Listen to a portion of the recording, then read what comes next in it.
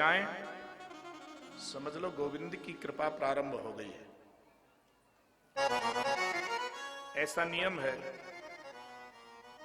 रात को वो 3 भाई हमको मिले तो हमने उनको कहा, एक जगह लिखा था भारत के सच्चे नागरिक बनिए, क्या अर्थ लगाया? तो जो लोग बनिए थे उनने कहा भारत के सच्चे नागरिक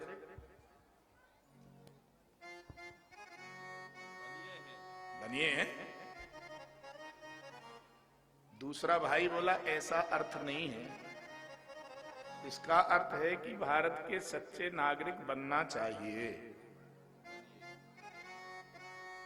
सच्चे नागरिक कौन है भारत के?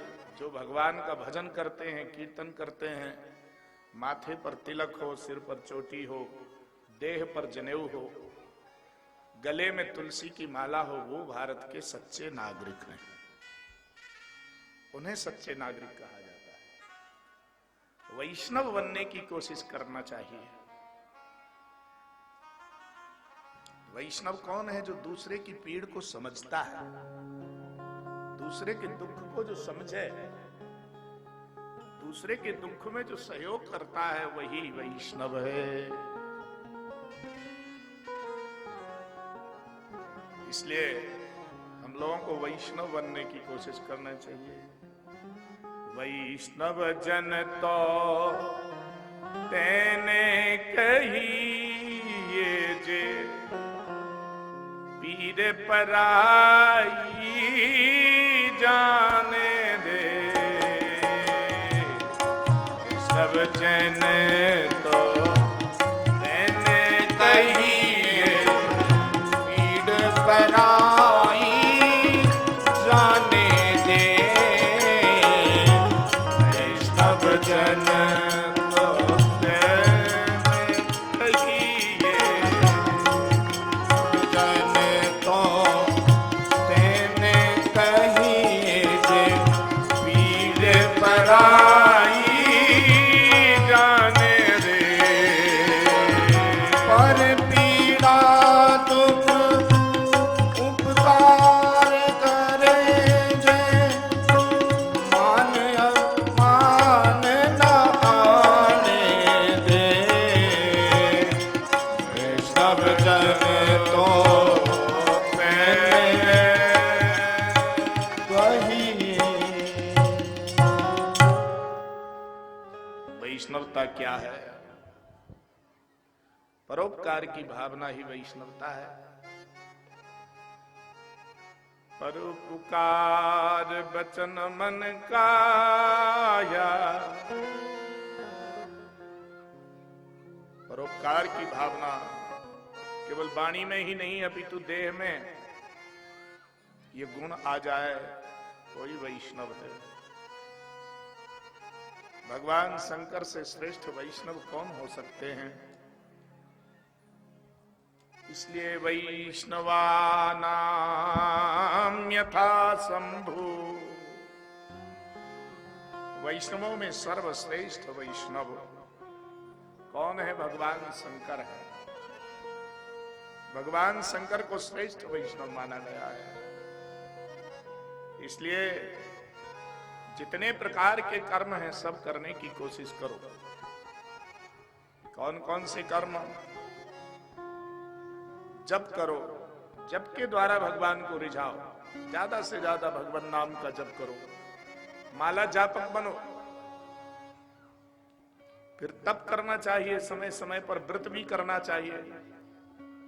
अभी आज प्रदोष व्रत है, परसों एकादशी व्रत था, फिर पता लगा कि अब शनिवार आ रहा है तो उसका भी लोग व्रत ही करते हैं, फिर सोमवार आ रहा है उसका भी व्रत करते हैं, कल मंगलवार रहा। कभी कभी बड़ा आनंद आता है, एकादशी भी पड़ी फिर मंगलवार भी हो गया। तो दास का दोनों ही व्रत रहता है, तो लगातार दोनों हो गए। श्री प्रदीप दानी जी कह रहे थे, महाराज जी कुछ पा लीजिएगा। हमने कहा क्या करें, आज मंगलवार है, कुछ खाते नहीं। बारंबार कुछ खाना पीना नहीं चाहिए, व्रत की ये विधि है। नहीं, ये तो फलाहार है, फलाहार भी नहीं करना चाहिए बार बार। ये व्यवस्था है व्रत में। यदि दिन भर खाते ही रहेंगे तो व्रत किस काम का वो। व्रत में कम से कम आहार या फलाहार पेट में जावे और भगवत भजन ज्यादा से ज्यादा पेट में जावे, तो समझो कि लाभ है। व्रत करने का लाभ पूरा मिलेगा। भोजन और भजन और फलाहार तो खूब किया, पर भजन बिल्कुल नहीं किया। भोजन ही हो गया, पर भजन ने बिल्कुल नहीं हो पाया। इसलिए जप करो पूरा दिन, पूरे दिन देह को तपाओ। धूप में बैठ करके नहीं, यज्ञ करके, हवन करके देह को तपाना चाहिए, स्वाध्याय करके। शास्त्र में लिखा है कि स्वाध्याय तप प्रवक्ता है। स्वाध्याय करना, वेद का पाठ करना, पुराण का पाठ करना, रामायण रामचरितमानस हनुमान चालीसा का पाठ करना, गोपाल सहस्त्रनाम का, राधा कृपा कटाक्ष का पाठ करना, ये तप है। इसे तप कहते हैं। संयम रखना अपनी इंद्रियों के ऊपर, संयम रख करके इंद्रियों के विकार का दमन करना, इसी तरह से दमन करना विकृति को, और दान करना। क्या दान करना चाहते हैं? जो कमाया है उसमें से कुछ दान करें। कितना दान करना चाहिए? तो कम से कम दशांश तो दान कर ही देना चाहिए। दान की व्यवस्था है। और थोड़ा वैराग्य भी मन में आवे, आसक्ति ना हो, ये मेरा है, ये मेरा है, ये मेरा है। उसमें वैराग्य होना चाहिए। तो किसका है? हमने दानी जी के एक भाई को देखा, वो नाम तो उनका नहीं आता है, वो कल आए थे, यहां अभी नहीं दिख रहे, कवर्धा में रहते हैं। वो क्या नाम है उनका? ओ भाई, उसकी भाषा मुझे बहुत अच्छी लगी। सब राम जी की कृपा से हो रहा है। हमने कहा क्यों भाई, तुम्हारे यहाँ क्या व्यापार है? बोले सब राम जी की कृपा है। क्या करते हो? सब राम जी की कृपा है। लगभग उसके मुख से हमने आधा पौन घंटे वार्ता की, तो कम से कम 50-60 बार राम जी की कृपा उसके मुख से निकली। इसका अर्थ क्या है? उसे अपने धन का या अपने विद्या का अभिमान नहीं है, सब भगवान की कृपा से हो रहा है। ऐसा विवेक मन में आ जाए कि ये जो कुछ है सब उनका ही तो है। अच्छा एक बात बताओ, ये हम लाए थे क्या साथ में? ये इतना वैभव दिख रहा है, आप इतने लोग हमारे साथ बैठे हुए हो, क्या हम लेके आए थे? नहीं, यहीं मिल गया, यहीं छोड़ के जाना है। ऐसे ये संपत्ति सब यहीं तो मिलती है और सब यहीं पड़ी रह जाती है। इसलिए भैया जो कुछ पाया है वो यहीं रहेगा।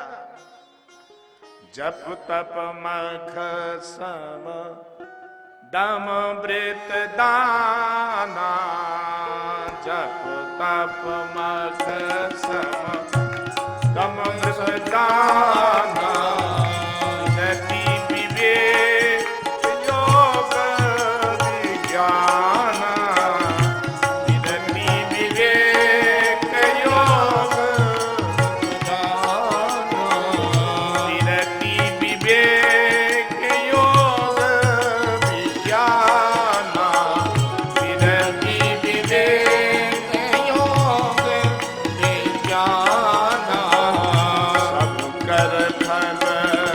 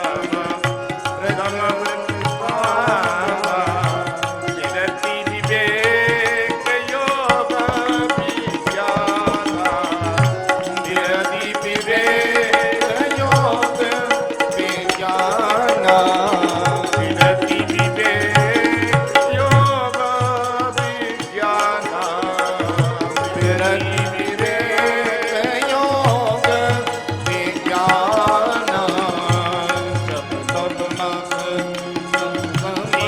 पद प्रेमा शंकर फल रघुपति फल प्रेमा कही बिन को ना पावई क्षेमा कही बिन को न पावन क्षेमा कही बिन को न पावई क्षेमा कही बिन को न पावन क्षेमा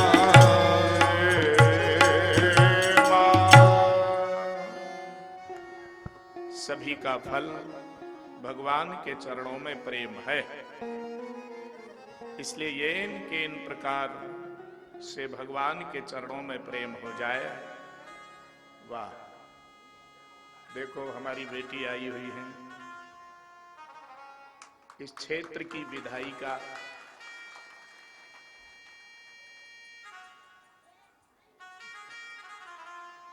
कुल को पवित्र कर देने वाली पुत्री जिसको उत्पन्न होती है, वो माता पिता धन्य हैं, क्योंकि ऐसी कन्या को जन्म दिया जो इस क्षेत्र का प्रतिनिधित्व कर रही हैं।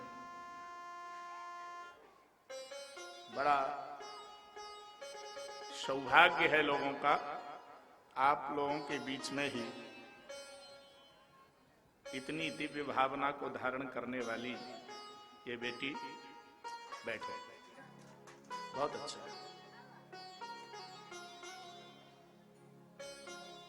किसी पद को पाकर के सनातन धर्म के अनुकूल बने रहना, यही श्रेष्ठ भाव है, उत्तम है।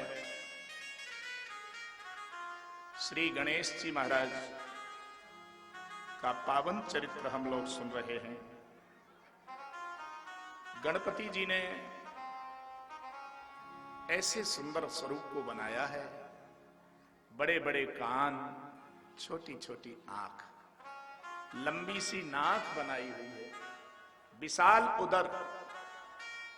श्री गणेश जी के कानों से ये ज्ञान होता है कि भगवान की कथा में अपने कान को खोल करके लगा के रखो तो बड़े से बड़ा पद सहज में मिल जाता है। जिन्हें बड़ा पद चाहिए उनको अपने कान गणेश जी के तरह बनाना चाहिए, और दूसरे को देखने के लिए आंख छोटी करनी चाहिए।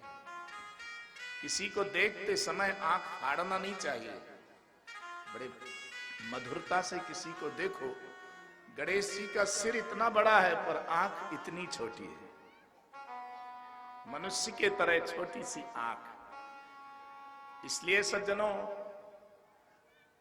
जो लोगों को प्रेम से देखते हैं उनके पक्ष में सारी दुनिया हो जाती है, और जो आंखें फाड़ते हैं, जब जरूरत पड़ी तो हाथ जोड़ लिए, नहीं तो फिर बीच में नहीं आते जो लोग, उनकी वही स्थिति होती है। पर श्री गणेश जी सर्वदा सबके साथ में रहते हैं। गणेश जी सब दिन सबके साथ में रहते हैं, इसलिए सारे लोग गणेश जी के साथ रहते हैं। ध्यान से आप लोग आनंद लीजिएगा विषय का। उन्हीं भगवान शंकर के पुत्र कार्तिकेय भी हैं, और उन्हीं भगवान शंकर के पुत्र गणेश भी हैं। गणेश में और कार्तिकेय में कितना अंतर है। उन्हीं भगवान शंकर के ललाट से और नेत्र से एक तेज निकला, वही जलंधर के रूप में उत्पन्न हुआ। ध्यान रखो, जिस भगवान से देवता उत्पन्न होते हैं उन्हीं भगवान से राक्षस भी उत्पन्न होते हैं। भगवान नारायण के कान के मैल से मधु कैटभ उत्पन्न होते हैं, तो भगवान शंकर के ललाट का तेज और नेत्रों के तेज से निकला हुआ जो पुरुष है उसका नाम जलंधर है। भगवान शंकर ने उसको फेंक दिया। जिसमें अवगुण होता है उसे भगवान अपने से दूर कर देते हैं, जिसमें सद्गुण होता है उसको भगवान अपने पास रख लेते हैं। इन दोनों में सद्गुण है, कार्तिकेय में और गणेश में। भगवान ने समुद्र को प्रदान कर दिया अपना बेटा। समुद्र मानी जल, तो जल ने उस पुत्र को धारण कर लिया, इसलिए उसका नाम है जलंधर। जलम धरती जलंधरा। जलंधर को जल ने धारण कर लिया और जलंधर इतना तेजस्वी हुआ। शिव का स्वरूप है, शिवांश है, शिव के अंश होने के कारण वो बड़ा तेज हुआ। परंतु वो विकृति है। कभी कभी गन्ने को जब गुड़ बनाते हैं तो उसमें से गंदगी निकलती है, उसको फेंक दिया जाता है और वो गंदगी जहर का काम करती है। उसी गन्ने से चीनी बनती है, पर उससे ही एसिड बनती है। उसी गन्ने से शराब बनती है और उसी गन्ने से चीनी बनती है। कितनी मधुर होती है चीनी, जो सब लोग पसंद करते हैं। तो भगवान के स्वरूप में से मधु कैतव जैसे, मधु मानी मीठा और कैतव मानी कपट, ऐसा ही ये जलंधर भगवान शिव के ललाट से उत्पन्न हुआ है। राक्षसी स्वभाव का दुष्ट, यहां तक भगवान को अपना शत्रु मान करके उससे नष्ट करने का प्रयास कर रहा है। बड़ा तप किया उसने। महाराज ब्रह्मा जी ने वरदान दिया कि शिव की कृपा से ही तुम्हारा शरीर पूरा होगा। वर प्राप्त है, पर शिव मुझे कैसे मार सकते हैं? भगवान शिव मुझे कैसे मार सकते हैं? उसने ब्रह्मा जी से कहा, मुझे शिव कैसे मारेंगे? उन्होंने कहा, जिस दिन तेरी पत्नी का सतीत्व तो नष्ट हो जाएगा, उसी दिन भगवान तुझे मार देंगे। इसका अर्थ है कि पत्नी के पातिव्रत्य धर्म से जीवित रहेगा। यदि पत्नी का पतिव्रत धर्म नष्ट होते दिखा तो भगवान शंकर उसे मार देंगे।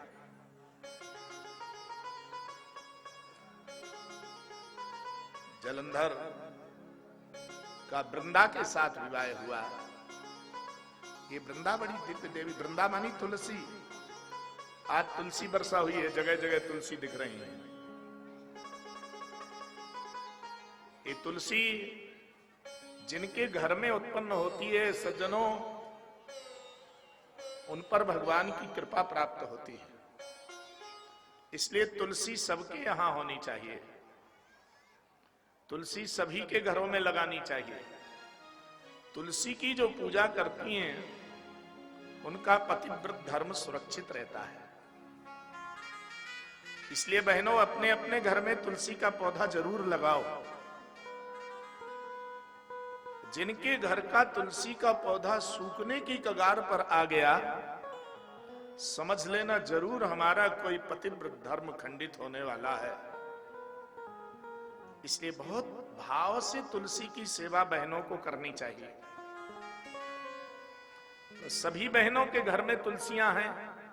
आज तो तुलसी तुलसी दिख रही है। बड़े भाव से सबने तुलसी से श्री ठाकुर जी का पूजन किया है। ये वृंदा, इसका नाम वृंदा है। और जहां वृंदा समूह रूप में हो, उसी को वृंदावन कहते हैं। ऐसा वन जहां वृंदा का समूह है। या दृष्टा निखिलाघ संघ समनी स्पृष्टा बपु पावनी प्रत्यासन्न विधायनी भगवता कृष्णेन संरोपिता न्यस्ता तच्चरणे विमुक्ति फलदा तस्यै तुलस्यै नमः। न्यस्ता तच्चरणे विमुक्ति फलदा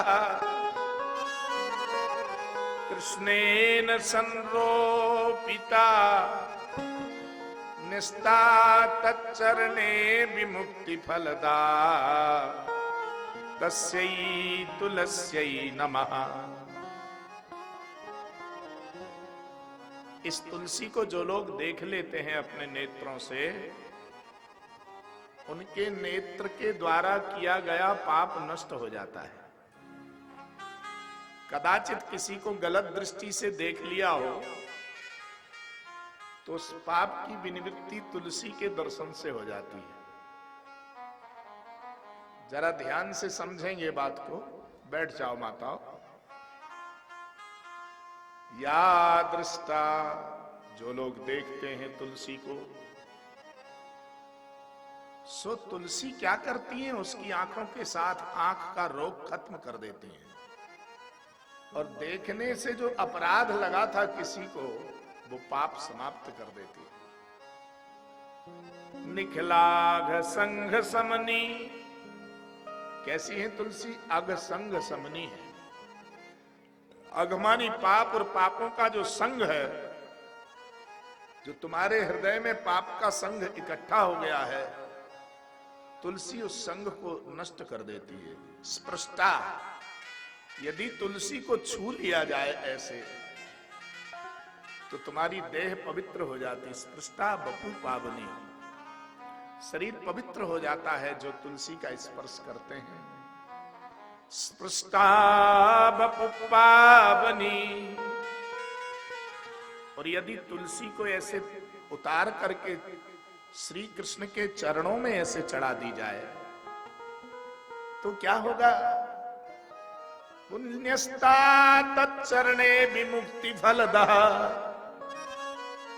जो तुलसी गोविंद के चरणों तक पहुंचाता है, गोविंद उसको मोक्ष प्रदान करते हैं।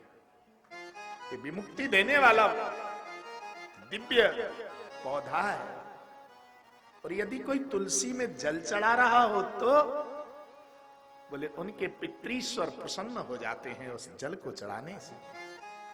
ऐसी तुलसी महारानी जिनके घर में विराजमान हो, उन तुलसी मैया को प्रणाम करो कि हे तुलसी, आपके जितने गुण हैं उनमें से केवल हमारे अंदर एक गुण दे देना कि हम सबके प्रति प्रेम रखें। तुम तो सबका कल्याण करने वाली हो। जो तुम्हें देख लेता है उसका कल्याण होता है, जो तुम्हें छू लेता है उसका कल्याण होता है, जो तुम्हारे पत्ते को तोड़ के कृष्ण तक पहुंचाता है उसका भी तुम कल्याण करती हो। कम से कम एक गुण हमारे अंदर भी देना कि हमसे कोई जुड़े, हम उसका भी कल्याण करें, हमसे जुड़ने वाले का कल्याण हो जाए। ऐसी कृपा करो तुलसी मैया। निस्ता तच्चरणे विमुक्ति फलदा तस्यै तुलस्यै नमः। तुलसी देवी जिनकी पत्नी है, उनके पातिव्रत की क्या कहना। जलंधर को कोई मार नहीं सकता है। क्यों? उनकी पत्नी वृंदा है, और वृंदा के पतिव्रत को जो नष्ट करेगा वही उनके पति को मारने की योग्यता रखता है। सो वृंदा का पतिव्रत धर्म कोई भंग कर नहीं सकता है। भगवान के मित्र श्रीदामा थे ये, गोलोक धाम की लीला में। श्रीदामा भगवान के अनन्य भक्त हैं। श्री कृष्ण की पावन गोलोक धाम की लीला में श्रीदामा का एक अभिनय अद्भुत है। श्रीदामा का रूप और श्री राधा का रूप बिल्कुल एक जैसा है। हमारे यहाँ ब्रजवासी क्या हो करो करते कि भाई यदि कदाचित श्री जी को दर्शन ना करे हो तो श्रीदामा के दर्शन कर लियो, श्री जी के दर्शन को लाभ है जाएगा। श्रीदामा श्री राधा के स्वरूप के ही हैं। यदि उन्हें साड़ी पहना दी जाए, अब बढ़िया सिंदूर की बिंदी लगा दी जाए, तो कोई पहचान नहीं सकता कि ये श्री राधा है कि श्री दामा है। तो भगवान के गोलोक धाम की लीला में एक और सखा है श्री कृष्ण के। दो सखा बड़े अद्भुत हैं। एक का नाम है श्रीधामा और दूसरे का नाम है तोस। तोस उनके नाम का तो एक गांव है बाटी के पास, गांव बाटी के बगल में उनका गांव है तोस। भगवान के एक मित्र हैं, उनका नाम है तोस। यदि तोस को बढ़िया बांसुरी हाथ में दे दी जाए और मुकुट में मोर पंख लगा दिया जाए तो कोई पहचान नहीं सकता कि ये श्री कृष्ण नहीं है। सब यही कहेंगे कि श्री कृष्ण आ गए। तो तोस और श्रीदामा दो की रचना बड़ी अद्भुत है। जब कदाचित श्री कृष्ण और श्री राधा साथ में ग्वाल वालों के नहीं रहते हैं, उस समय ये सारे ग्वाल मिलकर के तोस को मुकुट लगाकर मोरपंख लगा देते हैं और श्रीदामा को मुकुट लगा करके चंद्रिका लगा देते हैं। तो दोनों को बिठाल करके रासलीला प्रारंभ कर देते हैं। सारे ब्रजवासी उसका लाभ लेते हैं। शंखचूड़ बनकर के श्रीदामा आए। क्यों बने? एक बार की दिव्य लीला, चंद्रावली के यहां श्री ठाकुर जी का आगमन हुआ और उस लीला में श्री कृष्ण चंद्रावली के यहां अत्यंत दिव्य लीला कर रहे हैं। उस लीला को देख करके श्री राधा ने ध्यान किया कि श्री कृष्ण कहां हैं। तो चंद्रावली के यहां पहुंची श्री राधा। द्वार पर श्रीदामा खड़े हुए हैं। श्रीदामा ने कहा, राधे कहां जा रही हो? बोले, हम श्याम सुंदर को ढूंढ रही हैं। श्रीदामा, आपने देखा है क्या उनको? तो श्रीदामा ने कहा, उन्हीं को तो मैं ढूंढ रहा। अच्छा, झूठ बोलते हो? द्वारपाल बनकर के खड़े हो और मुझसे कहते हो ढूंढ रहे हैं? असत्य बोलने वाले। श्रीदामा, जाओ तुम मृत्यु लोक में राक्षस बन जाओ। सो वही श्रीदामा राक्षस बनकर के आ गए, शंखचूड़ बनकर के आ गए। यही जलंधर शंखचूड़ बना, शंख बनकर के जल में रहा, शंख बनकर के रहने लग गया। यही जलंधर है। 100 वर्ष की आयु है इसकी, बहुत लंबी आयु को प्राप्त किया है। पर वृंदा के सतीत्व को कौन नष्ट करे?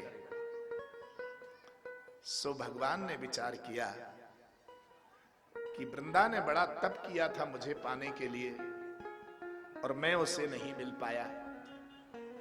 तो वृंदा के मन में ये कसक रही कि नारायण मेरे पति होते तो कितना बड़ा सौभाग्य होता।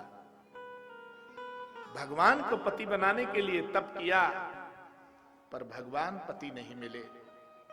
भगवान की इच्छा थी कि तुम जलंधर की पत्नी बनो, क्योंकि जलंधर को मारने के लिए वही मार सकता है जो उसकी पत्नी का सतीत्व नष्ट करेगा।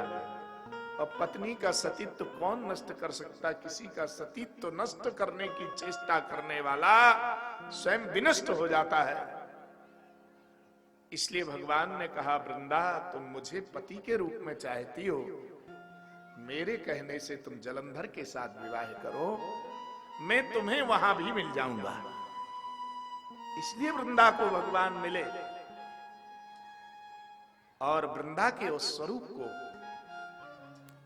देख करके भगवान ने उनकी दिव्यता को सुरक्षित रखा है। यद्यपि पर पता चला कि भगवान शिव के शस्त्र से मेरे पति की मृत्यु हो रही है। वृंदा रोने लग गई, कृष्ण आपने ये क्या किया? प्रभु मुझे नहीं पता लगा कि मेरा सतीत्व तो आपने नष्ट कर दिया है।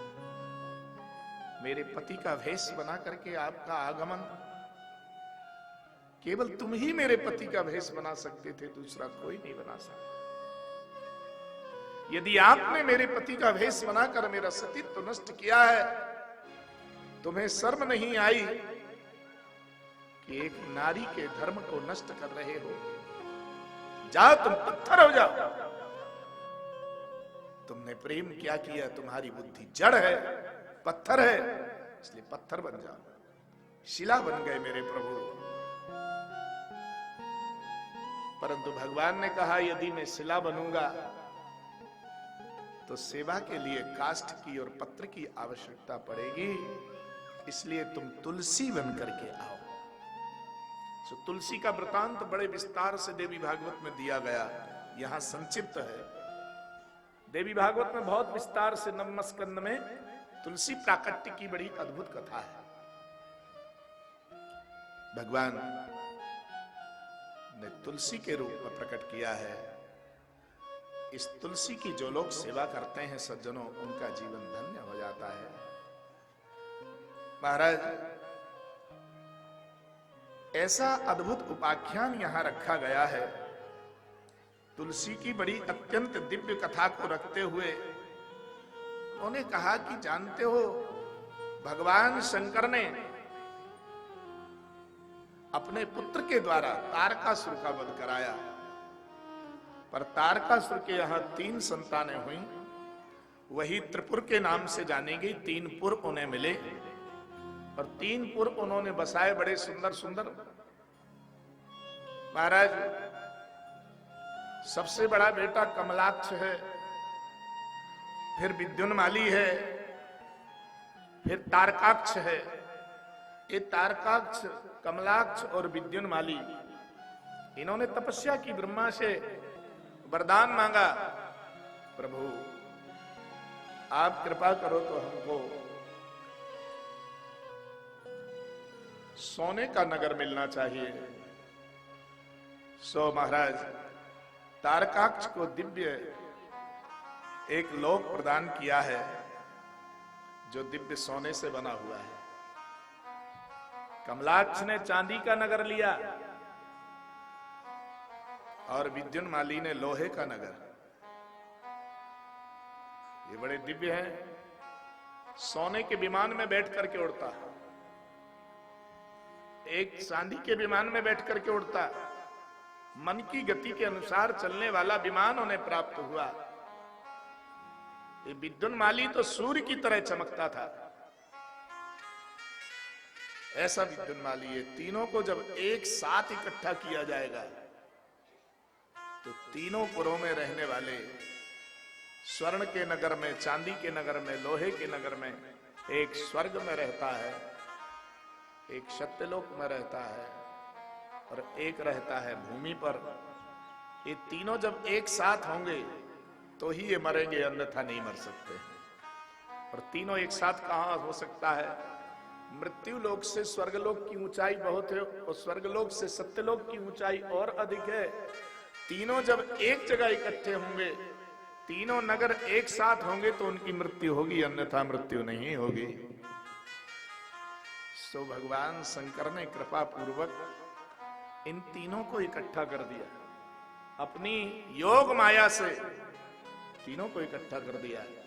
और जब तीनों इकट्ठे हुए तो इन तीनों त्रिपुर को जिन्होंने मारा, उन्हीं भगवान शंकर को त्रिपुरारी कहा गया है।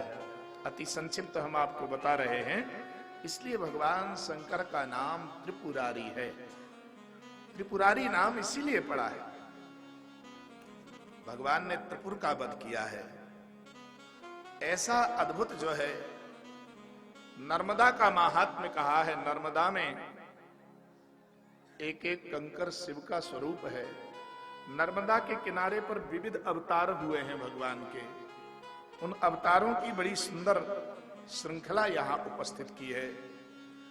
महाराज, नर्मदा के किनारे रहने वाले प्रत्येक व्यक्ति को बहुत सुख मिलता है।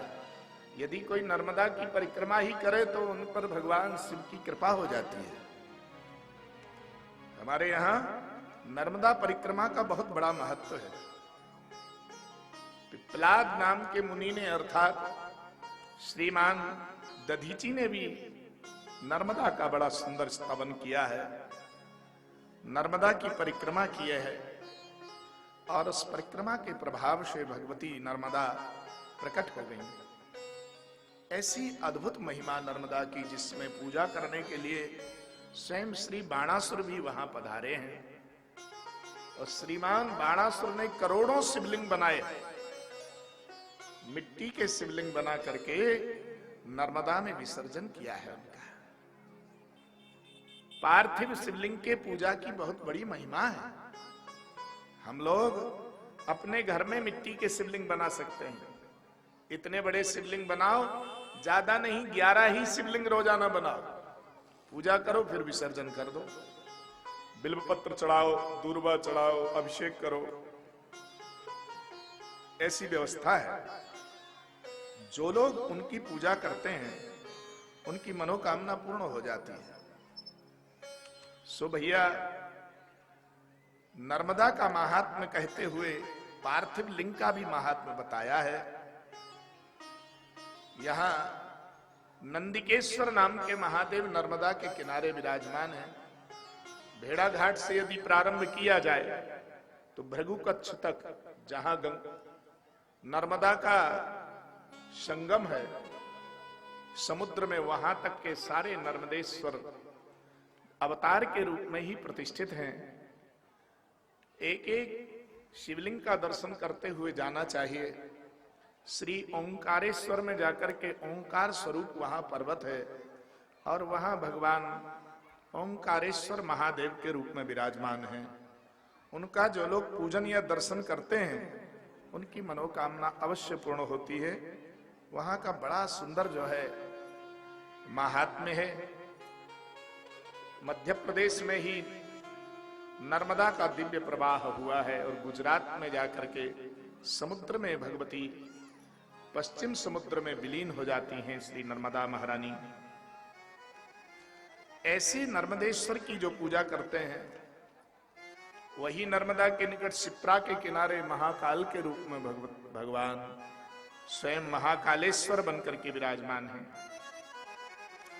महाराज, यहाँ कोटि रुद्र संहिता में भगवान के विविध अवतारों का वर्णन करते हुए गोकर्ण नाम के शिवलिंग का यहाँ महात्म्य बताया है। गाय के जैसा कान है शिवलिंग, गाय के कान की आकृति के विद्यमान है। शिवलिंग का स्वरूप कैसा है? जैसे गाय का कान है, देख करके लगता है ये तो कान है गाय का। उनका अभिषेक करने से बहुत बड़ा पुण्य अर्जित होता है। चंद्रभालस्य लिंगस्य महिमा परमाद्भुता। केसर युक्त चंदन उनके ललाट पर लगाया जाए और उन शिवलिंग की पूजा की जाए तो संपूर्ण तीर्थों में वास करने का पुण्य अर्जित होता है। ऐसी यहां महिमा बताई गई है। महाराज, सबसे पहले यहां एक बड़ी अद्भुत बात कही गई है। भगवान श्री सोमनाथ का महात्म्य प्रस्तुत करते हैं। चंद्रमा के स्वामी जो हैं उन भगवान शंकर की महिमा यहां उपस्थित की गई है। शृण्वन्तु विप्रा वक्ष्यामि तन्माहात्म्यं जनिन् तथा चंद्रम चा स्वामिनं प्राप्य शोभमाना विशेषतः चंद्रोपि चैव ता प्राप्य शोभते स्म निरंतरम। आपने पिछले दिनों में भी ये बात सुन ली है कि दक्ष प्रजापति के शाप से चंद्रमा क्षीण होने लग गए। चंद्रमा को कुष्ठ हो गया, उस गलित कुष्ठ के कारण नष्ट होने लग गए। इसमें बहुत बड़ा कारण नहीं था। प्रजापति दक्ष ने अपनी बेटियों को पूछा, बेटी तुम खुश तो हो? हाँ हाँ पिताजी खूब खुश हैं, कोई परेशानी नहीं। नहीं नहीं, थोड़ी भी परेशानी हो तो बताना हमको। सो बेचारी भावुकता में कह बैठी कि हम 26 को तो कोई सुख नहीं है, अकेले रोहिणी से ही बात करते हैं हमारे पतिदेव। अच्छा, हम देखते हैं इसको। तो सोचा बेचारा कुछ नहीं, जमाई साहब को गलित कुष्ठ होने का शाप दे दिया। जाओ, मेरी बेटियों को दुखी रखते हो इसलिए तुम्हारे देह में गलित कुष्ठ रोग हो जाए। अब बेचारी सब रोने लग गई, हमने तो जान के अपने पैर को काट लिया, क्या करें, हमारे पतिदेव की हालत बहुत खराब है। सो सती ने कहा कि चिंता मत करो, हमारे पति की पूजा यदि जीजाजी करते हैं तो रोग ठीक हो जाएगा।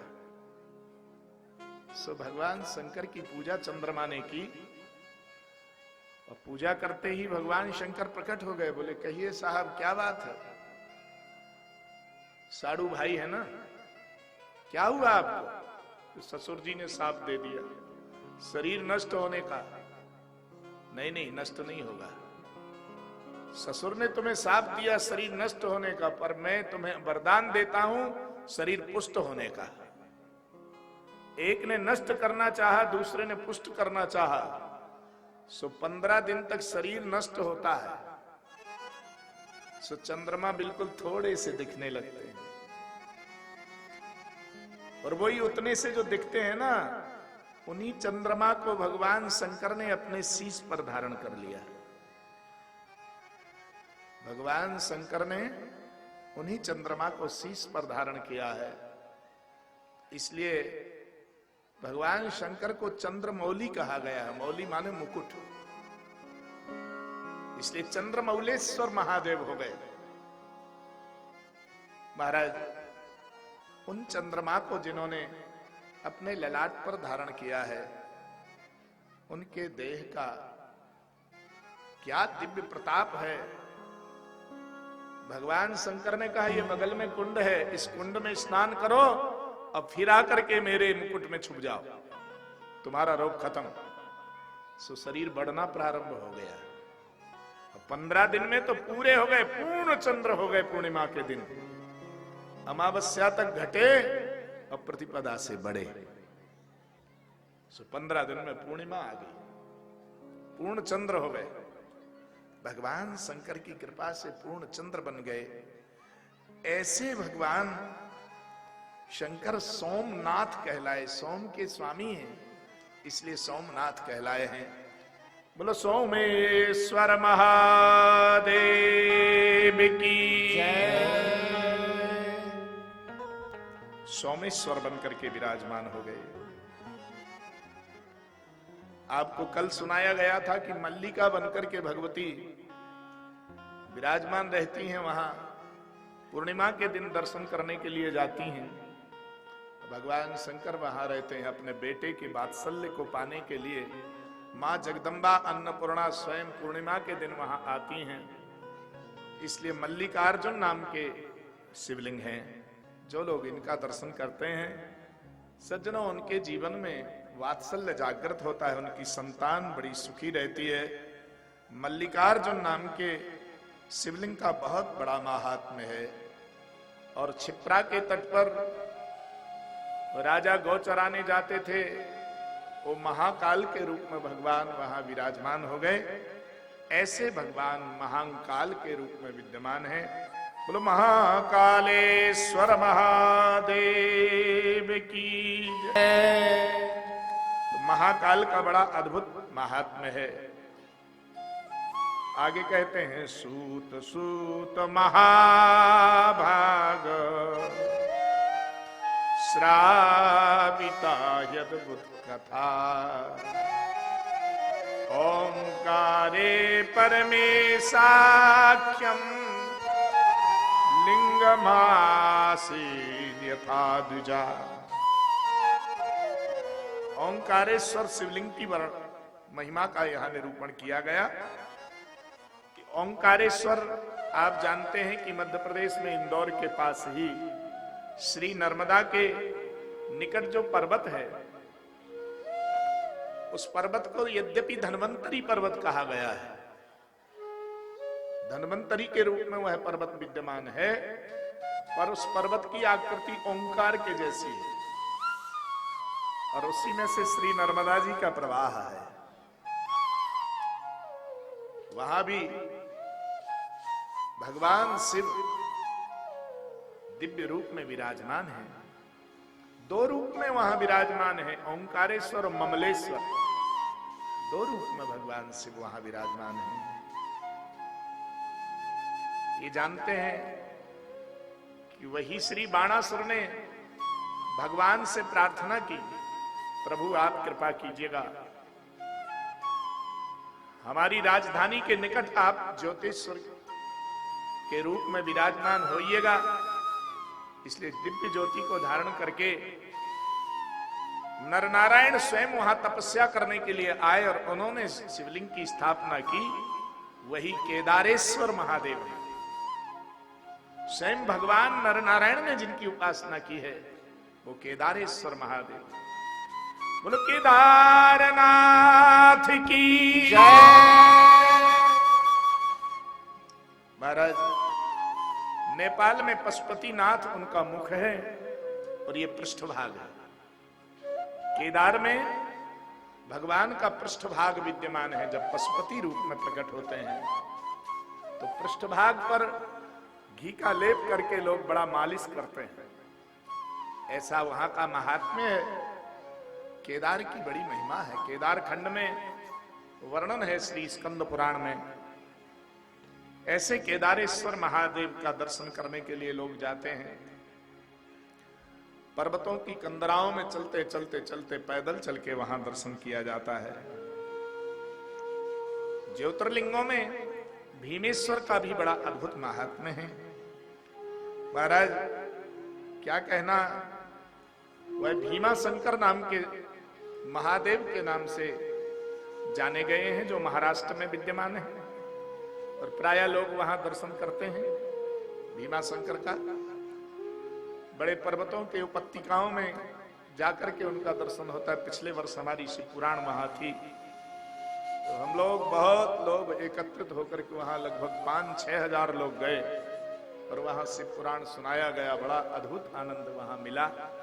दिल्ली के लोग थे वो कार्यक्रम कराने वाले। तो भीमा शंकर का बड़ा अद्भुत महात्म्य है। महाराज, यहां विश्वेश्वर का महात्म्य सुनाते हैं। विश्व के ईश्वर हैं, काशी में विराजमान है।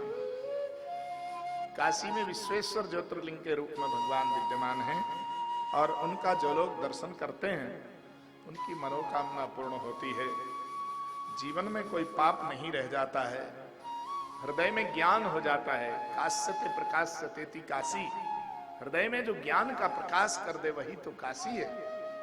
वही विश्व के ईश्वर हैं जो काशी में विराजमान रहते हैं। ऐसा ज्योतिर्लिंग है ये। महाराज, इनका क्या कहना है। फिर त्र्यंबकेश्वर का महात्म्य कहते हैं। भी महाराष्ट्र में नासिक के निकटतम क्षेत्र में त्र्यंबकेश्वर, गौतमी नदी के तट पर भगवान शिव का अर्चन किया गौतम ऋषि ने। एक बार अकाल पड़ गया। उस अकाल में गौतम मुनि यहां तपस्या कर रहे थे। उन्होंने अपने तपोबल से गंगा को प्रकट किया है और वो गंगा की धारा कहां से निकली है? शिव की जटाओं में से।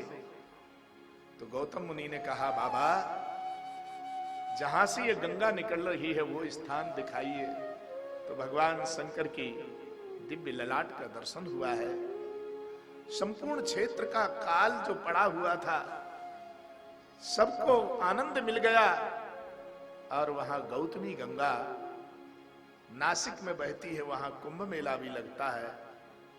आप जानते ही हैं, अभी 3 वर्ष पहले हम लोग वहां बहुत दिव्य शिव पुराण की कथा किए। त्र्यंबकेश्वर की पावन भूमि इतनी रमणीय स्थल है, इतना अद्भुत। वहां अनार और अंगूर तो सहज में मिल जाता है खाने के लिए।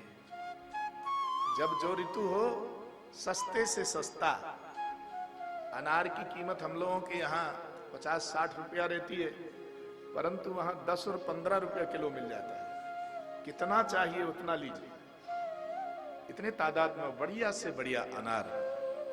अंगूर कितना खाना चाहते हो, नासिक जाकर के रहो, खूब ऋतु भर खूब खाओ, 10-15 रुपया किलो में मिल जाता है। यहाँ 80-80 रुपया किलो मिलता है। नासिक की पावन भूमि, वहां श्री रघुनाथ जी भी विहार करने के लिए गए। उन्हीं भगवान भूतनाथ त्र्यंबकेश्वर की पावन भूमि भगवान श्री राम जी विराजमान रहे। स्फटिक शिला वहां है। क्या अद्भुत अद्भुत दर्शन है। एक बात यहां कह देनी चाहिए, जिनकी पत्रिका में पितृदोष या काल सर्प योग बता देते हैं पंडित लोग, उनको भटकने की जरूरत नहीं है कहीं भी। यहां लिखा हुआ है कि नासिक में जाकर के त्र्यंबकेश्वर की पूजा कराओ, तुम्हारे पत्रिका का दोष ठीक हो जाएगा। इसलिए भाई, गौतम ने जिनका पूजन किया है उन महादेव का पूजन कराओ। उस त्र्यंबकेश्वर के पूजन से तुम्हारे पत्रिका का दोष समाप्त हो जाएगा। धन्योऽसि कृतकृत्योऽसि निष्पापोऽसि सदा मुने, एतैर्दुष्टैः किल त्वं चाच्छलितोऽसि खलात्मभिः। पत्रिका में जो खल दोष पड़ा हुआ है, जो दुष्ट दोष पड़ा है, वो दोष दूर हो जाता है और वो धन्य हो जाते हैं। भगवान शंकर ने गौतम मुनि को कहा कि तुम्हारे इस तीर्थ में जो भी व्यक्ति भूल करके भी आ जाएगा तो उसके पत्रिका का दोष समाप्त हो जाएगा और वो पवित्र हो जाएंगे। ऐसी अद्भुत महिमा यहाँ की है। तो त्र्यंबकेश्वर की महिमा, महाराज ये त्र्यंबक है, नाम क्या है इनका? त्र्यंबकं जजामहे सुगंधिं पुष्टिवर्धनम्, उर्वारुकमिव बन्धनान् मृत्योर्मुक्षीयमामृता। तीन है अंबक, अंबक मानी नेत्र। तीन है जिनके नेत्र, उन्हें कहा जाएगा त्र्यंबक। यजामहे, हम लोग उनका यजन कर रहे हैं। बहुवचनांत प्रयोग है यहाँ। त्र्यंबकम यजामहे, क्यों यजन कर रहे हो? बोले इनसे सुगंधि की प्राप्ति होती है। जिस मार्ग पर हम चलना चाहते हैं उस मार्ग में दृढ़ता और पुष्टि प्राप्त होती है। सुगंधिम पुष्टिवर्धनम। यदि कदाचित किसी को कोई रोग हो जाए और त्र्यंबकेश्वर का अर्चन किया जाए तो उस रोग से उसकी मृत्यु नहीं हो सकती है। वो इस पूजन से मृत्यु को ऐसे जीत लेते हैं, मृत्यु उन्हें छोड़ करके इतने दूर भाग जाती है जैसे पके हुए तरबूज की डाली अपने आप दूर हो जाती है। डाली में लगा हुआ तरबूजा, उसको हटाना नहीं पड़ता है, पक जाने पर वो डाली अपने आप हट जाती है। कितना वजनदार होता है वो तरबूजा, पर पड़ा रहता है, बिल्कुल ऐसे पड़ा रहता है और लटकता नहीं है, उस पर की लटका हुआ है इसलिए टूटा। ज्यों ही वो पकता है तो डाली से अपने आप हट जाता है। इसी तरह से भगवान त्र्यंबक का पूजन विधिवत जो करते हैं उन्हें मृत्यु ऐसे छोड़ करके चली जाती है जैसे तरबूजा की डाली छोड़ के दूर हो जाती है, ऐसे मृत्यु ने छोड़ करके चली जाती है। त्र्यंबकं जजामहे सुगंधिं पुष्टिवर्धनम्, उर्वारुकमिव बन्धनात् मृत्योर्मुक्षीयमामृता। अमृत की प्राप्ति करा देता है। अमृत क्या है? सत्संग। अमृत क्या है? भगवान का नाम। भगवान के नाम के प्रति उन्हें निष्ठा हो जाती है जो त्र्यंबकेश्वर का पूजन करते हैं। इसलिए भैया भगवान नाम का सबको आश्रय लेना पड़ता है, चाहे वो कोई भी हो, राजा हो या रंक, सबको भगवान नाम का आश्रय लेना होता है। और जिन्होंने भगवान के नाम को विसराया वही धोखा खाता है। भगवान नाम को कभी भूलना नहीं चाहिए, भगवान महिमा को कभी नहीं भूलना चाहिए। ऐसी भगवान की पावन महिमा है। अब चलते हैं हम लोग द्वारिका। अभी द्वारिका के निकट से ही चले थे, यात्रा वहीं से प्रारंभ हुई, सोमनाथ से, फिर वहीं पहुंचते हैं। भगवान द्वारिकाधीश के पावन सन्निधि में, दारुक वन में जो भगवान विराजमान है, उन्हें महाराज दारुका वन में नागेश्वर महादेव के रूप में जाना जाता है। नागेश्वर की बड़ी अद्भुत महिमा है। महाराज दारुक नाम की यहां एक महिला थी, उस दारुका ने ही भगवान शिव को यहां बुलाया है। और शिव की जो महिमा है यहां नागेश्वर में जो जाकर के पूजा करते हैं, आप जानते हैं वो ज्योतिर्लिंग बड़ा दिव्य प्रसिद्ध ज्योतिर्लिंग है नागेश्वर। फिल्मी दुनिया के श्री गुलशन कुमार जी ने उसका पुनरुद्धार जीर्णोद्धार कराया है। श्री गुलशन कुमार का बहुत बड़ा हाथ उसमें रहा है। आज कभी आप जाएं, देखिए उस स्थान का पूरा विकास जो किया है, वो टी सीरीज के माध्यम से उसका विकास हुआ है और वो गुलशन कुमार ने उसका विकास कराया है। हम तो मानते हैं कि कहीं अभिनेता और कहीं नेता लगते हैं तभी देश सुधरता है, अन्यथा नहीं सुधर सकता है। नेतृत्व हमारे देश का अच्छे लोगों के हाथ में जब जब आया है तो सनातन को बचाया गया। और अभिनेतृत्व किसी अच्छे व्यक्ति के हाथ में आए तो वो अभिनेता अपने अभिनेतृत्व से लोगों को धर्म का लाभ पहुंचाते हैं। आप तो जानते हैं कि हमारे भारत में बहुत बड़े बड़े अभिनेता ऐसे ऐसे धनाढ्य हैं। मैंने पहले दिन बताया था कि एक सज्जन के यहां, अभिनेता के यहां हमारी कथा हुई, और वो अभिनेता कोई सामान्य नहीं है, बहुत खतरनाक अभिनेताओं में उनका नाम माना गया। वो सदा गंजे रहते थे, पर वो हमारी कथा सुनने कहीं आते रहे बराबर, तो उन्होंने कहा गुरुदेव एक बार हमको भी सुनाइए। और जब उनके यहां शिव पुराण हुआ तो पूरे जितने फिल्मी दुनिया के एक्टर्स थे सब उनके यहां आते थे। लोग उनको अमरीश पुरी कहते थे, पर हम उनको अम्बरीश।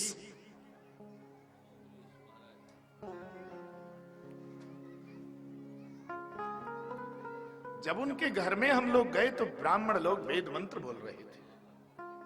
पहले से ब्राह्मण उनके यहां पूजा में लगे हुए थे।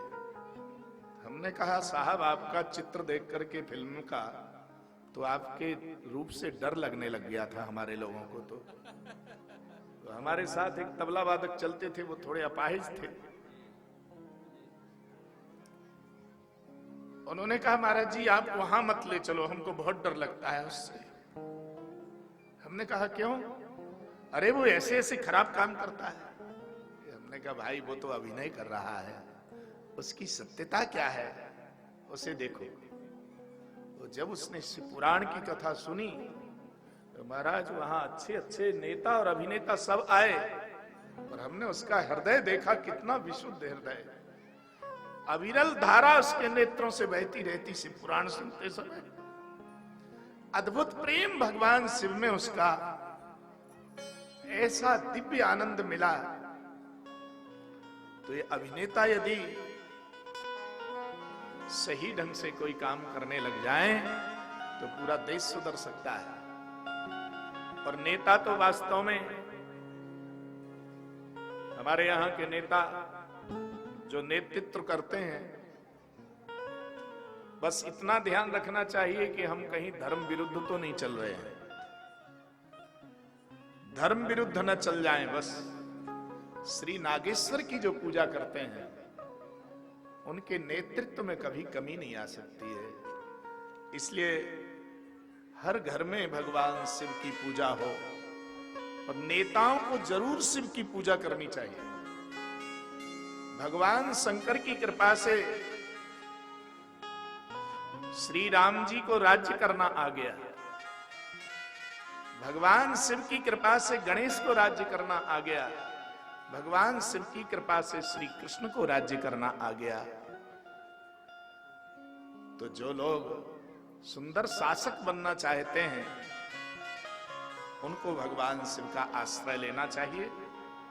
श्री राम जी ने जिन शिव का अर्चन किया है, महाराज समुद्र के किनारे उन राम ने जो अर्चन किया है वो रामेश्वर के नाम से जाने गए। एक बड़ी अद्भुत लीला है शिव की। भगवान शिव की प्राण प्रतिष्ठा करने के लिए आचार्य किसको बनाया जाए, किसको बनाया जाए, तो सारी दुनिया में खोजा गया। इतना सुयोग्य विद्वान कोई नहीं मिला जितना विद्वान रावण है। रावण को बुलाया गया। श्री रावण महाराज उस यज्ञ के आचार्यत्व करने के लिए पधारे और जब आचार्यत्व कर रहे थे तो महाराज लक्ष्मण जी को राम जी ने बुलाया। बोले देखो ये आचार्य हैं, इनका कहीं अपमान ना हो जाए हम लोगों से, इस बात का ध्यान रखना। किसी तरह की इनके सम्मान में कोई कमी नहीं आनी चाहिए। और जो कुछ दक्षिणा मांगे इनको बिल्कुल मुख मांगी दक्षिणा देना। कोई शत्रु यदि आचार्यत्व करने आया है तो लोग सावधान रहते कि हमारे शत्रु पक्ष का है ये। पर ध्यान रखना, हम आपको एक बहुत बड़ा सूत्र देने जा रहे हैं। रावण ने देखा कि राम जी तो हमारे शत्रु हैं। राम जी के भाई लक्ष्मण ने देखा कि रावण तो हमारा शत्रु है। अपना काम करा और यहां से हटा देंगे, ऐसा नहीं। भगवान श्री राम जब पूरा यज्ञ करा लिए तो यज्ञ के बाद कहा हम आपको कुछ दक्षिणा देना चाहते हैं। तो रावण ने कहा देखिए दक्षिणा तो हम मुख मांगी लेंगे, आप जो देना चाहते हैं वो दीजिए, परंतु हम पहले मांगेंगे वो दीजिएगा। तो उन्होंने कहा ठीक है आप मांग लीजिएगा, क्या मांग रहे हैं? तो उन्होंने कहा इन सबके सामने नहीं मांगेंगे, ये सब विपतरा के लोग बैठे हुए हैं और इधर बैठे हैं कोयलारी के लोग। कौन सा तरा है ये? विपतरा पद शब्द है। शब्द क्या है? पद। और बी मानी विशिष्ट।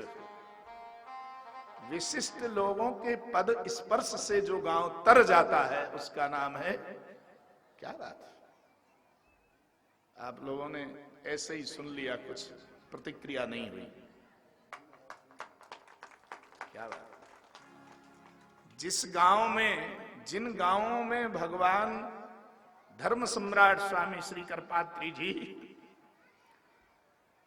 पैदल चल करके राम राज्य परिषद का प्रचार करते रहे हों, श्री करपात्री जी महाराज, निरंजन देव तीर्थ जी महाराज, स्वामी श्री कृष्ण बोधाश्रम जी महाराज, नंद नंदनानंद सरस्वती जी महाराज, नरोत्तम आश्रम जी महाराज, बड़े बड़े महापुरुष जिस गांव में पैदल चले हों वो विशिष्ट पदों से अभिषिक्त है कि नहीं?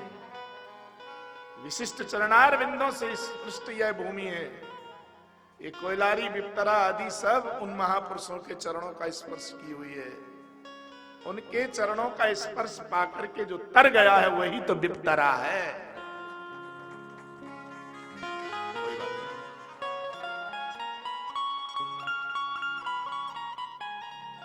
इसलिए ऐसी पावन भूमि में हम लोग आए हुए हैं जहां महापुरुषों के चरण पड़े हुए हैं राम जी ने कहा ठीक है एकांत में मिल लेते हैं। सो एकांत में गए और एकांत में जाकर के क्या किया उन्होंने? रावण ने कहा देखिए हम आपसे दक्षिणा मांगने जा रहे हैं, आप बोलो दोगे? बोले जरूर देंगे, करो संकल्प। समुद्र का जल हाथ में लिया और कहा तुम जो मांगोगे वही देंगे। और हनुमान जी भयभीत हो गए, कहीं ऐसा ना हो जानकी जी को मांग ले, अयोध्या का राज्य मांग ले, पता नहीं क्या मांगेगा ये दुष्ट। तो राम जी ने कहा घबराओ नहीं, हमें पता है कि ये क्या मांगने वाला है। सोई रावण ने कान में से कहा प्रभु कुछ संपत्ति नहीं चाहिए आपसे, आयु भी नहीं चाहिए, 71 चतुर्युगी बीत चुका है, राज्य करते करते थक चुका हूं। दक्षिणा में केवल आपका बाण चाहिए।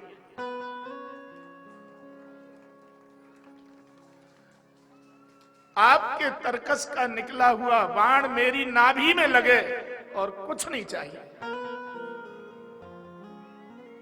भगवान ने कहा जरूर देंगे।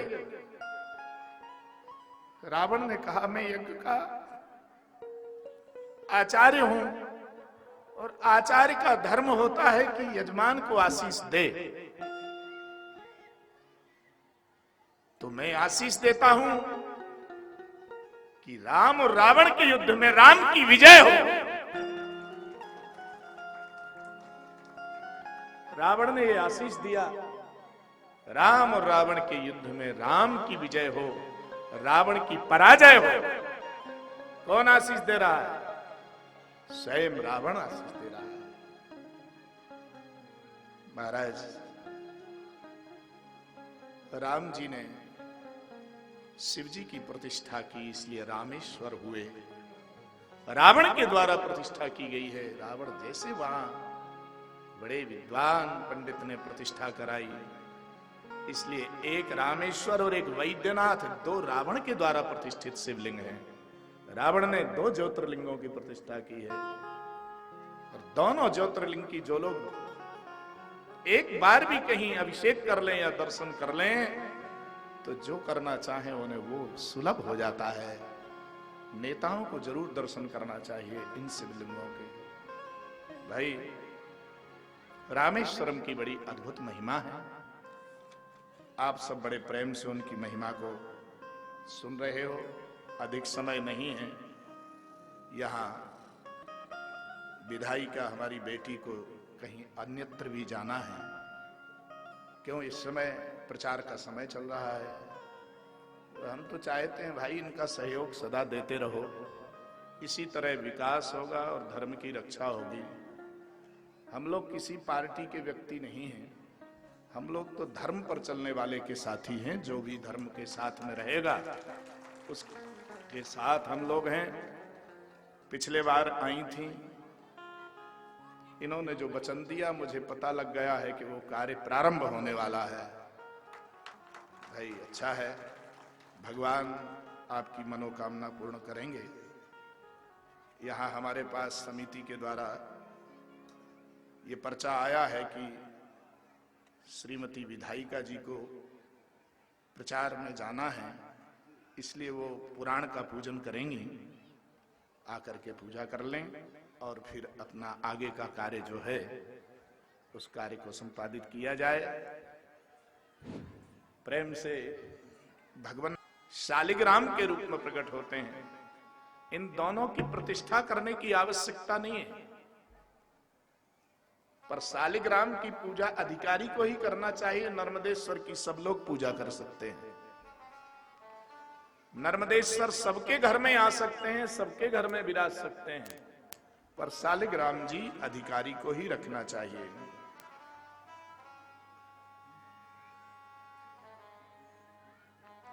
नर्मदेश्वर नर्मदेश्वर गाइए रे, नर्मदेश्वर नर्मदेश्वर गाइए रे। भक्ति प्रेम मिल कर के आइए रे,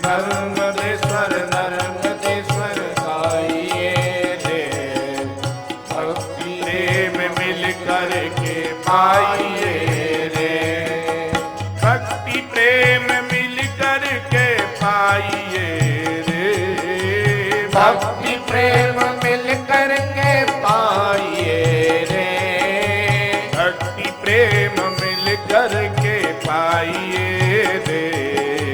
भक्ति प्रेम मिल करके पाइए रे। नर्मदेश्वर नर्मदेश्वर गाइए रे। नर्मदेश्वर नर्मदेश्वर गाइए रे। नर्मदे हर नर्मदे हर नर्मदे हर गाइए। नर्मदे हर नर्मदे हर नर्मदे हर गाइए। नर्मदे हर नर्मदे हर नर्मदे हर गाइए रे। नर्मदे हर नर्मदे हर गाइए रे।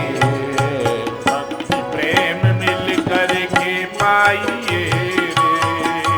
भक्ति प्रेम मिल करके पाइए रे। नर्मदा के दर्शन सो पाप कट जात है। नर्मदा के दर्शन सो पाप कट जात है। नर्मदा के दर्शन सो पाप कट जात है। नर्मदा के दर्शन सो पाप कट जात है। कीर्तन सो पुण्यवान जीव कहात है। कीर्तन सो पुण्यवान जीव का हाथ है। शंकर की कृपा सो धन भक्ति पाइए। शंकर की कृपा से धर्म भगत पाइए। करके प्रेम मिल करके पाइए। भक्ति प्रेम मिल करके पाइए रे। नर्मदे हर नर्मदे हर गाइए रे। नर्मदे हर नर्मदे हर गाइए रे। भक्ति प्रेम पाइए रे।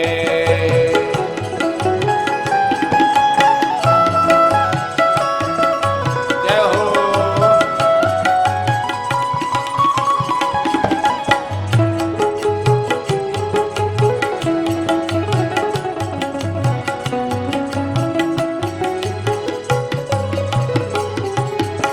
नर्मदा के जल में बहे कंकर कंकर।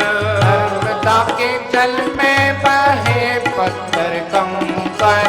नर्मदा के जल में बहे कंकर कंकर। नर्मदा के जल में बहे कंकर कंकर। कंकर ही कंकर में देखो शिव शंकर। कंकर ही कंकर में देखो शिव शंकर। मुक्ति और भुक्ति को पाइए रे। हाँ मुक्ति और भुक्ति को पाइए रे। नर्मदे हर गाइए रे। मुक्ति और भक्ति को पाइए रे। नर्मदे हर नर्मदे हर गाइए रे। नर्मदे हर नर्मदे हर गाइए रे। भक्ति और प्रेम बढ़ाइए रे।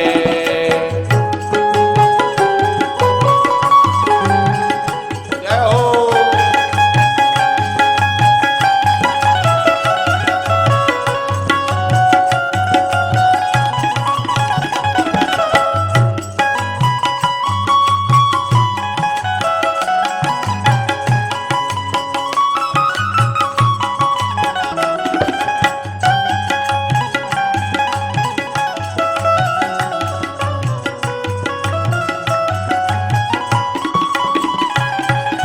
नर्मदा के दर्शन सो पाप कट जात है। नर्मदा के दर्शन सो पाप कट जात है। नर्मदा के दर्शन सो पाप कट जात है। नर्मदा के दर्शन सो पाप कट जात है। कीर्तन सो पुण्यवान जीव कहात है। कीर्तन सो पुण्यवान जीव का हाथ है।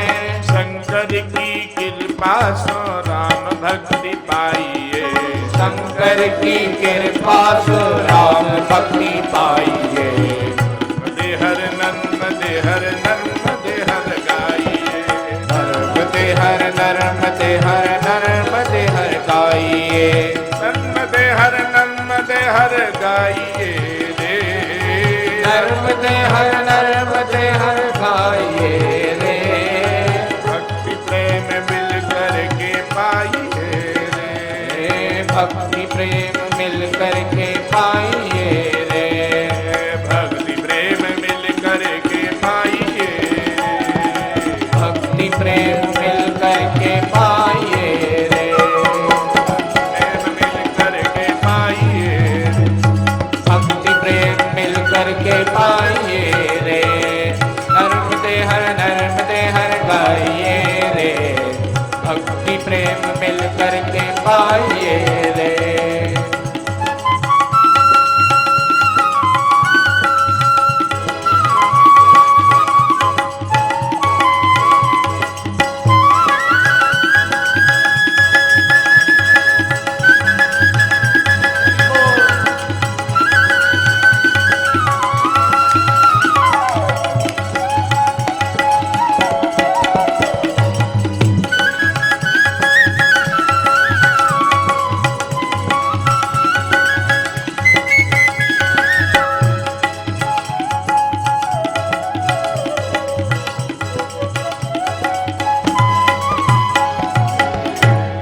बोल श्री काशी विश्वनाथ भगवान की जय। जय जय श्री राधे। बोलिए केशव भगवान की। संहिता छठवीं संहिता है जिसमें आचार विचार का निरूपण किया गया, सन्यास की महिमा निरूपित है। 22वीं संहिता में शास्त्र नामावली का वर्णन है, भगवान के अद्भुत चरित्र का निरूपण है। आज तक जो कथाएं सुनी गईं उनमें भगवान की दिव्य दिव्य कथाओं से तुम्हारा जीवन मंगलमय हो ऐसी कामना करते हैं। गीता सुगीता कर्तव्या किमन्ययी शास्त्र विस्तरयी या स्वयं पद्मनाभस्य मुख पद्माद् विनिश्रितः। भगवान पद्मनाभ के मुख से निकली हुई भगवती यह गीता का दिव्य गायन हुआ है। अर्जुन के मोह को दूर करने के लिए अर्जुन का मोह राखा मैदान जंग तुमने, ओ मेरा भी मोह तोड़ो हो गीता सुनाने वाले। मोह को दूर करने के लिए भगवत गीता का यहां वाचन हुआ है। ध्यान रखिए, जो कार्य करने के लिए जा रहे हैं वो कार्य कैसे करना चाहिए ये गीता उपदेश करती है। मां मनुस्मर युद्ध चा, भगवान ने कहा मां मनुस्मर, मेरा बिना स्मरण किए कोई काम मत करो नहीं तो फेल हो जाओगे। इसलिए अर्जुन को भगवान ने कहा नष्टो मोहा स्मृति लब्धा। अर्जुन ने कहा प्रभु अब मेरा मोह नष्ट हो गया है और मैं आपका स्मरण कर रहा हूं। स्थितोसी गत संदेहा करिष्ये वचनम तवो, अब हम आपके वचन का पालन करेंगे, ऐसा अर्जुन ने कहा। इसलिए भगवान का स्मरण किए बिना मोह नष्ट नहीं हो सकता है। इसलिए भगवान का स्मरण किया है। श्रीमान अर्जुन ने भगवान का स्मरण करके स्थितोसी गत संदेहा, गत संदेह नष्ट हो गया। अर्जुन ने कहा मैं तुम्हारी आज्ञा का पालन करने जा रहा हूं, अर्थात युद्ध। भगवान ने क्या कहा मां मनुस्मर, मेरा स्मरण कर और फिर युद्ध चाह, फिर युद्ध कर। इसका अर्थ है तुम कुछ भी काम करने के लिए जा रही है युद्ध, और उस युद्ध को करने के लिए भगवान का स्मरण करो। यही भगवत गीता कहती है। सर्वधर्मान परित्यज्य मामेकं शरणं व्रज, अहं त्वा सर्व पापेभ्यो मोक्षयिष्यामि मा शुचो। सारी दुनिया को एक तरफ रख दो और भगवान के वाक्य को एक तरफ रख दो। बराबरी नहीं हो सकती है। इसलिए जिन्हें तुम अपना संबंधी समझ रहे हो, इस संबंधी में यदि मेरा दर्शन नहीं हो रहा है तो ये धर्म तुम्हारा कल्याणकारी नहीं है। धर्म क्या है? जिससे तुम्हें मेरा दर्शन हो जाए, जिससे सदाचार का पालन हो जाए, धर्म वो है। सर्वधर्मान परित्यज्य का अभिप्राय है धर्म अधिक नहीं होते हैं, धर्म तो एक ही है, सनातन। सनातन ही धर्म है। पर ऐसा क्यों कहा भगवान ने कि सर्वधर्मान परित्यज्य? जिसे तू धर्म मान रहा है वो धर्म नहीं है। धर्म क्या है? धर्म क्या है? जो मैं आदेश कर रहा हूं ये धर्म है, इसका पालन करो। अच्छा, हम धर्म किसको मान लेते हैं? ये बेटा है, ये बेटी है, ये परिवार है, ये पत्नी है, ये पिता है, इसको धर्म मान लेते हैं। पर इन सब की सेवा से गोविंद प्रसन्न होंगे, ऐसा धर्म क्यों नहीं मानते हो? इन सबको सही व्यवस्था देते चले जाओ, इससे भगवान प्रसन्न होते हैं। या इनमें ही मन लगाकर भगवान का भजन बंद करो, ये धर्म नहीं हो सकता है। धर्म ये है उन सबकी सेवा में भजन तुम्हारा प्रारंभ हो जाए। क्यों इनका हम सेवन कर रहे हैं? इसलिए कि इन सब में नारायण का वास है। पुत्र में भी नारायण है, पत्नी में भी नारायण है, पिता में भी नारायण है, तो पति में भी नारायण। कहीं इनके अंतःकरण में रहने वाला वो जीव दुखी ना हो जाए मेरे स्वभाव से, इसलिए इनकी सेवा कर रहे हैं। तुम्हारा दायित्व है इसको समय पर रोटी देना, इसका पालन करना। इसलिए परिवार के संबंध में ही भगवत दर्शन करने लग जाओ तो भक्ति बन जाएगी, वही भगवान का भजन हो जाएगा। सर्वश्रेष्ठ गीता का उपदेश ये है कि तुम अपने परिवार में ही भगवान का दर्शन करो। मिलने जुलने वालों में भगवान का दर्शन करने लग जाओ। किसी को शत्रु मत समझो। भगवान कहते हैं जो कुछ भी हो रहा है वो सब मैं कर रहा हूं, इसे कोई और नहीं कर रहा है भैया। इसलिए भगवत दर्शन करो, मां मनुस्मर, भगवान का स्मरण करके अपना काम करो। दुकान पर बैठे हुए हो, भगवान का स्मरण किए हुए बिना दुकान पर मत जाओ। ट्रैक्टर चलाना है, गाड़ी चलाना है, भगवान का स्मरण करके चलाओ। कंप्यूटर खोलना है, पहले भगवान का स्मरण करो, फिर कंप्यूटर खोलो। किसी से बात करनी, पहले जय श्री राम, जय श्री कृष्ण, राधे राधे कुछ बोलो। हेलो हेलो मत बोलो। क्या बोलोगे अब? जय श्री राम। बहुत सुंदर। भगवान का नाम बोल करके बात प्रारंभ करो किसी से, तो तुम्हारा काम सफल हो जाएगा। इसलिए मां मनुस्मर, भगवान कहते मेरा स्मरण करके।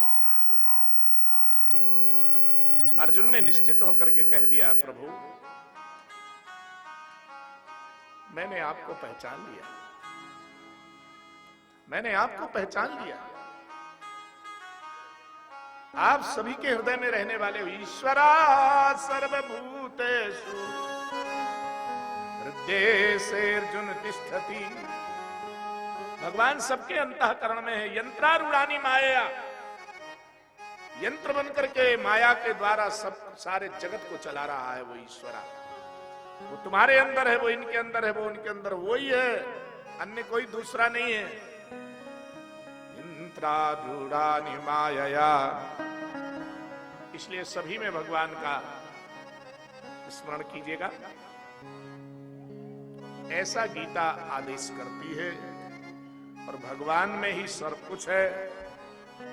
एक बड़ा अद्भुत अर्थ हमारे एक ब्रज के संत किया करते थे।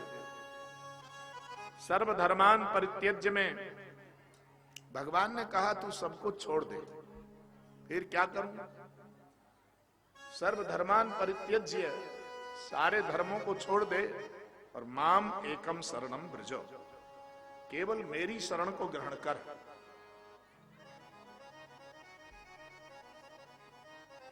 तो अर्जुन ने कहा प्रभु आपकी शरण ग्रहण करने से क्या मिलेगा? तो उन्होंने कहा हन्त्वा सर्व पापेभ्यो मोक्षयिष्यामि, तुम्हारे संपूर्ण पापों से तुम्हें मुक्त कर दूंगा। सोच करने की आवश्यकता नहीं है इसमें। मां सोचो, तो वो संत कहा करते थे इस प्रकरण में कि भगवान ने अर्जुन को कहा, रे अर्जुन, अब थोड़ी सी अपनी घरू बातें हैं। क्यों भाई चंद्राकर जी, अब कुछ घरू बातें कर लेते हैं, आज के बाद फिर हम आपको छेड़ेंगे नहीं, थोड़ा 2-4 मिनट और छेड़ देते हैं। अर्जुन ने कहा, प्रभु आप कह रहे हो कि तुम्हारा स्मरण करूं और तुम्हारी शरण में आ जाऊं, मुझे समझ में नहीं आ रहा है। तो भगवान ने कहा, क्यों नहीं समझ में आ रहा है? समझो जरा ध्यान से। मां मेकम शरणम ब्रजो, मां मानी श्री राधा, मां मानी श्री राधाया एकम शरणम ब्रजो, तुम श्री राधा की शरण में चले जाओ। अर्जुन से कहा कि सब बातों को भूल जा, सर्वधर्मान परित्यज्य का अर्थ है सब बातों को भूल जा और केवल श्री राधा की शरण ग्रहण कर ले। तो क्या मिलेगा? क्या मिलेगा उससे? अच्छा, यदि मैं राधा की शरण ग्रहण कर लूंगा तो फिर तेरे मित्र होने का क्या दायित्व रहेगा? तू हमारा मित्र है और मित्र का धर्म क्या होता है?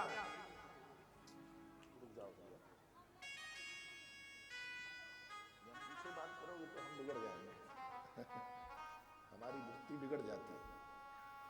मां में कही, मां मानी श्री राधा, राधाया एकम शरणम ब्रजो, तुम श्री राधा की शरण में जाओ। क्यों? जब तुम राधा की शरण में चले जाओगे तो फिर क्या होगा? तुम्हारा क्या होगा? बोले तुम भी तो कुछ करो, मेरे मित्र हो। तो उन्होंने कहा, भाई जब तुम राधा की शरण में चले जाओगे तो फिर कोई संकट रहेगा नहीं।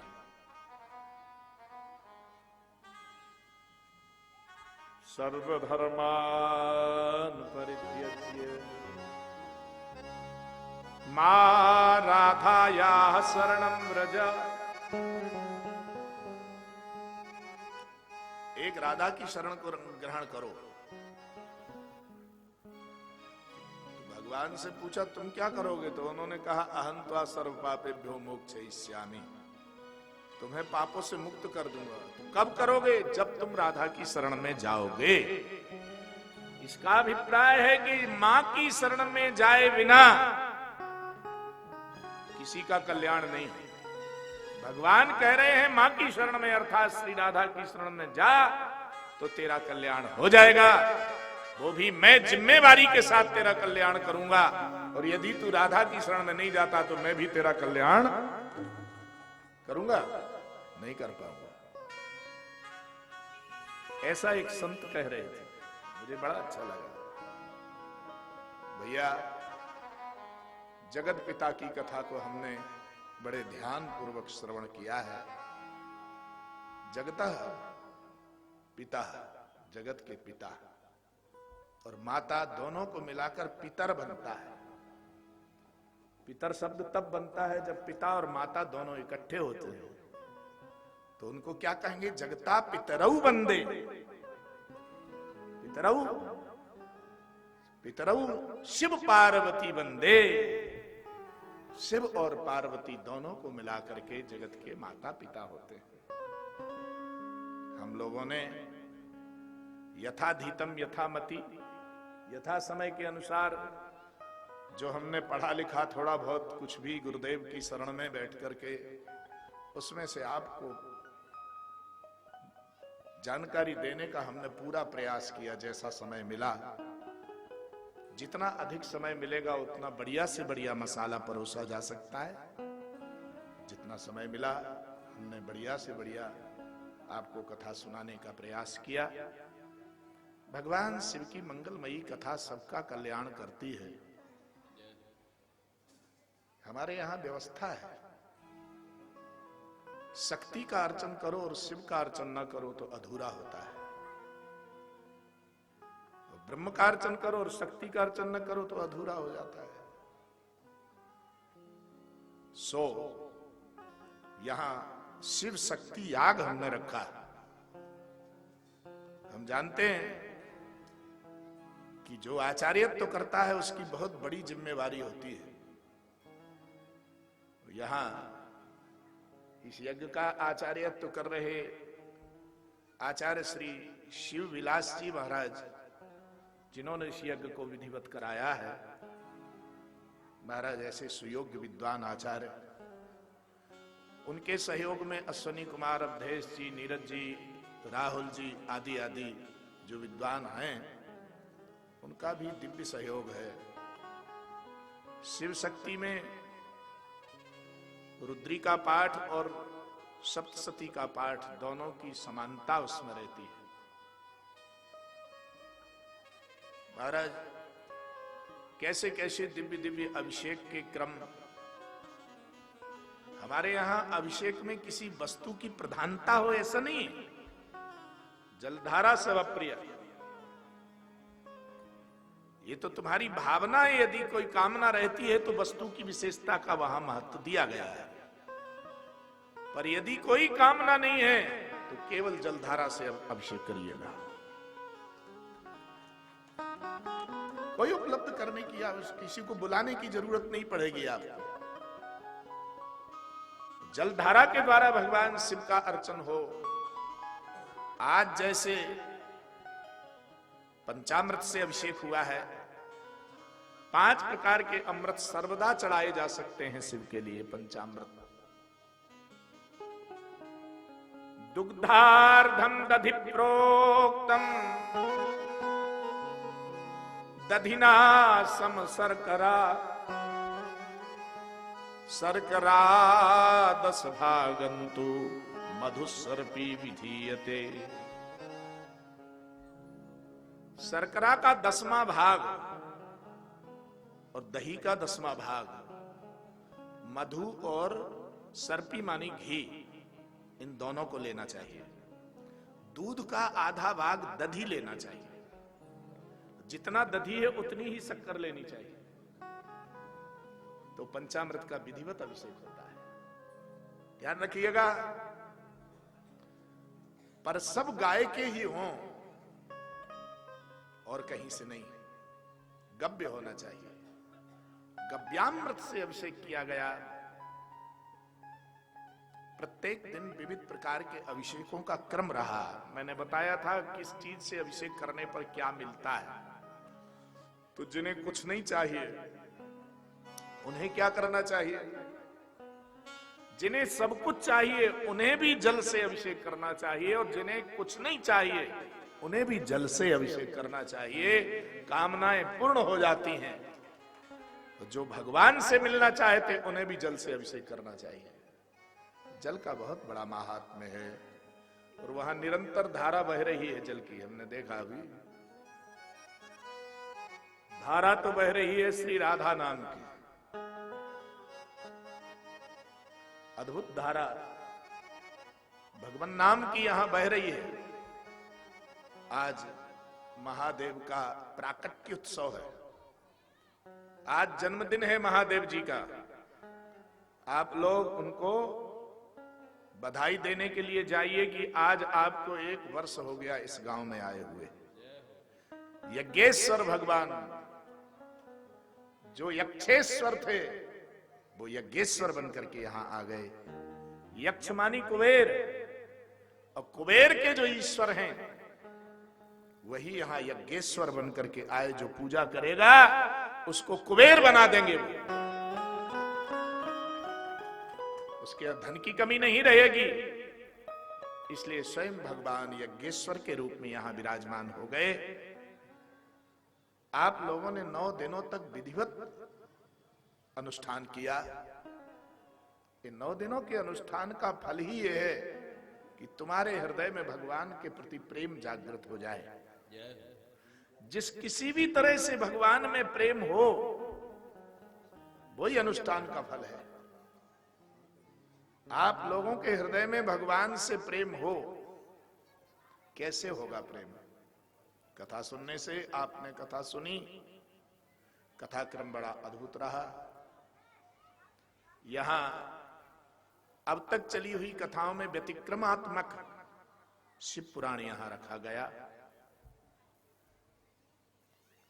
यद्यपि श्रीमद् भागवत 27 वर्ष यहां हुई, गौ कथा के रूप में भी भागवत ही थी, मूल में तो उसमें भागवत है।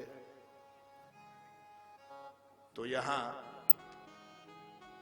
अद्भुत कथाओं के रूप में 27 वर्षों तक भागवत ने अपना डेरा डाल रखा था। पर भागवत फलीभूत होकर के शिव जी के रूप में प्रकट हो गई। और भगवान शिव के स्वरूप में न जानने वाला भागवत के महत्व को नहीं जान सकता है। भगवान शिव ने भगवान कृष्ण को पाने के लिए कितनी तपस्या की। वायवी संहिता में शिव की तपस्या का वर्णन है। भगवान कृष्ण को पाने के लिए गोपी बनकर के स्वयं वृंदावन में पहुंच गए भगवान शिव, और गोपी बनकर आज भी विराजमान है ब्रज में। सखी बनकर के बैठे हुए हैं, साड़ी पहन करके ब्रज में बैठे हैं। पार्वती जी बुला रही, वो कह रही नहीं नहीं, अब तो हम सखी बन के रहेंगे। भगवान शंकर कह रहे हैं सखी बनने में लाभ। भगवान की सखी बनकर के शंकर जी विराजमान हैं ब्रज में। हम लोग तो उसी सखी वेशधारी शिव के उपासक हैं। हम सब ब्रजवासी सखी वेशधारी के उपासक हैं, इसलिए स्वयं सखी रूप में ही रहते हैं। अपना भी भाव सखी वेश है। हम लोग शक्ति के उपासक हैं। पराम्बा भगवती परा जगदम्बा श्रीयंत्र के रूप में हम लोग पूजा करते हैं। धर्म सम्राट स्वामी श्री करपात्री जी महाराज की परंपरा में श्री विद्या हमको प्राप्त है। पुरी के शंकराचार्य नित्य वंदनीय ब्रह्मलीन जगत गुरु शंकराचार्य स्वामी श्री निरंजन देव तीर्थ जी महाराज से श्री विद्या हमको प्राप्त हुई है। और उसका विस्तार, उसकी पूजा की विधि ज्योतिष पीठाधीश्वर ब्रह्मलीन स्वामी श्री माधव आश्रम जी महाराज से उसकी विधि हमने ग्रहण की है। तो श्री विद्या का नित्य अर्चन करने वाला ब्राह्मण श्री के बिना कैसे रह सकता है। श्री महालक्ष्मी की खूब कृपा हम लोगों पर है। खूब वर्षा हो रही है, देखो यहां थाली भर गई। रोजाना एक थाली भर जाती है।